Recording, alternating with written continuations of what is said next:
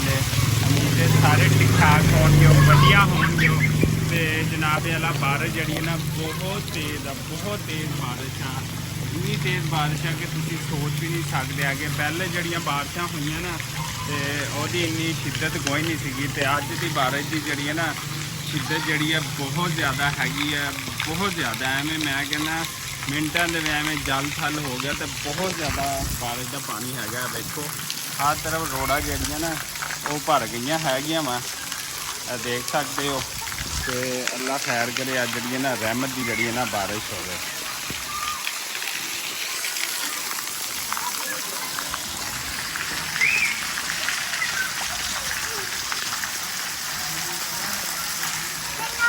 ओए चलो उधर चलो।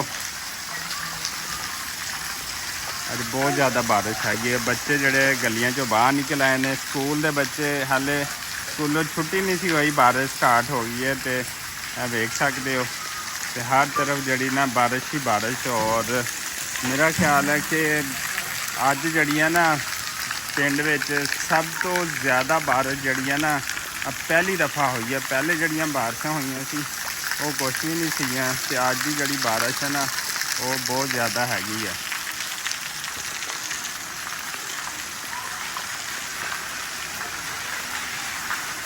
ओए होए होए बहुत बारिश। अल्लाह ताला जड़ी रहमत की जड़ी है बारिश करे, बहुत ज़्यादा बारिश हैगी है।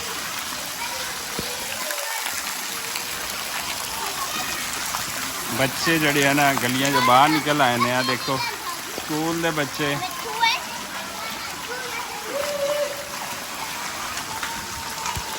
बहुत ज़्यादा बारिश हैगी, बच्चे इंजॉय करने वास्ते निकल आए हैं।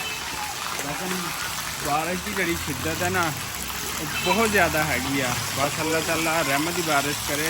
कहते पे सी ना 27-28 अगस्त को बहुत ज़्यादा बारिशां होनियां वा। लो जी फिर अज 27 अगस्त हैगी है, तो बारिश जी है ना इंतहा तो जी है ज़्यादा हैगी है। किवें बई कितनी बारिश है?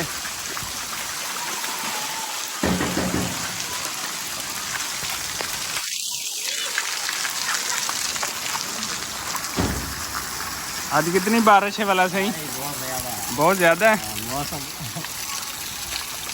जड़ियाँ पहले हुई ना वो तो ज़्यादा है अज है। बाजी अल्लाह खैर करे। अज अब्दुल रहीम तो जन्नत फातमा नहीं नाल है, नहीं तो उन्होंने कहना से असी बारिश के नहाना है, तो वो अज नहा नहीं सके। लेकिन दुआ करो बस जी बारिश इन्नी हो चुकी वो काफ़ी हैगी है कि जे शिद्दत ना होंगी पई है ना, तो इन्नी शिद्दत जड़ी है नहीं होनी चाहिए। दोई साहब फस गए ने बेचारे, अज फस गए। बारिश का पता ही नहीं चलिया अज।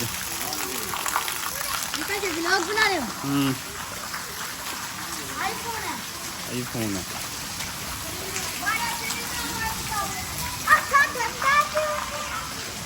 धाओ धाओ धाओ धाओ, बारिश रुक गई। हाँ हाँ वही चलो नहा लिया घर, चलो अब।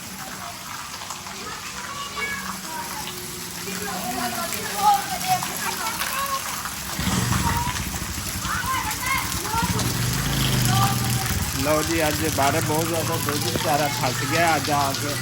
देखो हम चल रहा मोटरसाइकिल पे, फस गया।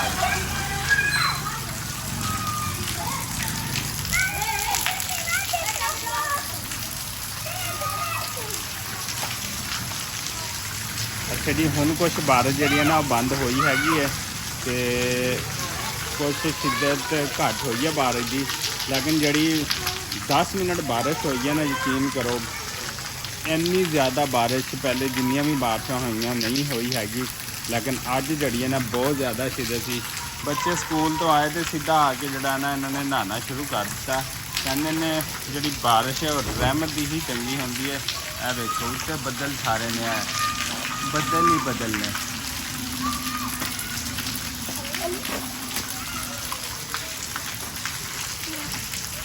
ओए ओए ओए चलो चलो, शाबाश शाबाश शाबाश शाबाश शाबाश शाबाश, चलो।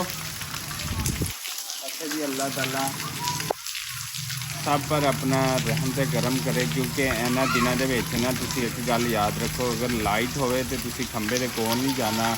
ਬਿਜਲੀ ਦੇ ਬਟਨ ਜਿਹੜੇ ਨੇ ਉਹ ਇhtiyat ਨਾਲ ਤੁਸੀਂ ਸੁੱਟਣੇ ਹੈਗੇ ਆ, ਤੇ ਬਾਈਕ ਦੇ ਉੱਤੇ ਤੁਸੀਂ ਜ਼ਿਆਦਾ ਸਫ਼ਰ ਨਹੀਂ ਕਰਨਾ ਹੈਗਾ।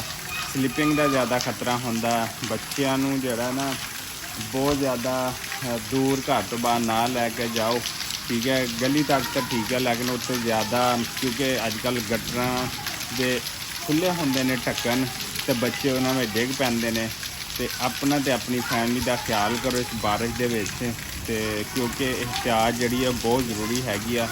ਕਰੰਟ ਲੱਗਣ ਦੇ ਚਾਂਸਸ ਜ਼ਿਆਦਾ ਵੱਧ ਜਾਂਦੇ ਨੇ। ਛੋਟੇ ਬੱਚੇ ਗਟਰਾਂ ਦੇ ਵਿੱਚ ਜਿਹੜੇ ਨਾ ਡਿੱਗ ਪੈਂਦੇ ਨੇ, ਅਤੇ ਇਸ ਤਰ੍ਹਾਂ ਬਹੁਤ ਸਾਰੇ ਜਿਹੜੇ ਨਾ ਮਸਲੇ ਮਸਾਇਲ ਜਿਹੜੇ ਨਾ ਉਹ ਹੁੰਦੇ ਨੇ। ਅਤੇ ਇhtiyat ਕਰੋ ਆਪਣਾ ਔਰ ਆਪਣੀ ਫੈਮਿਲੀ ਦਾ।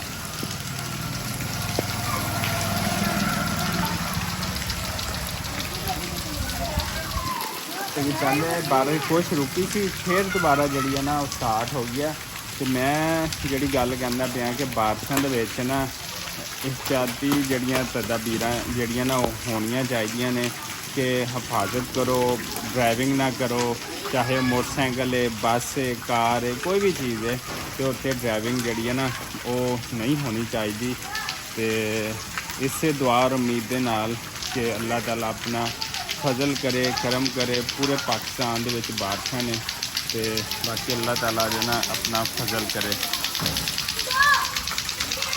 ਐਸੇ ਦੁਆ ਔਰ ਉਮੀਦ ਦੇ ਨਾਲ ਸਾਨੂੰ ਦਿਓ ਇਜਾਜ਼ਤ। ਅੱਲਾਹ ਨਿਗਹਿਬਾਨ।